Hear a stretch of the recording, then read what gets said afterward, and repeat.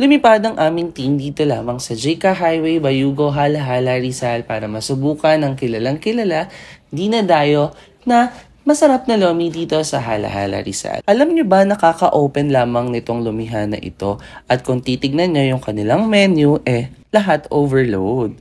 May baby giant, balatukan, tanggol, bulldog. O di ba kung mapapansin nyo, pinangalan ito sa mga characters ng ang probinsyano.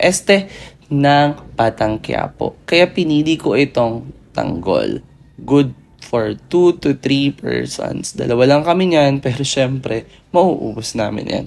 Because lomi is life. So, gustong-gusto ko yung merong sibuyas yung lomi. Tapos meron din silang bawang na pinagmamayabang dito. Fried bawang siya na homemade. Grabe yung pagka-overload ng mga toppings dito. May chicharong bulaklak, itlog, kamaron, Shanghai, atay. Pero, ayun nga, hindi ako masyadong mahilig sa atay. Kaya konti lang yung nilagay ko dun sa aking bowl. At ang noodles na ginamit nila sa kanilang lomi ay legit na galing na Batangas. Yes, legit kasi alam ko. At ang daming ang tao dito as in dumog.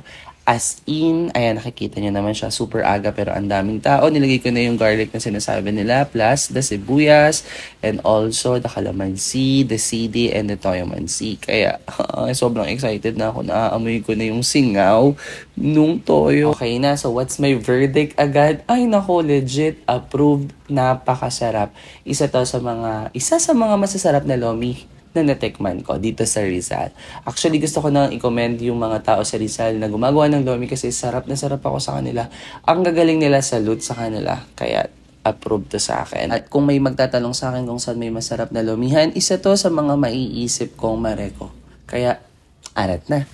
Good for 3 to, pero naubos namin, 2 lang. Simot.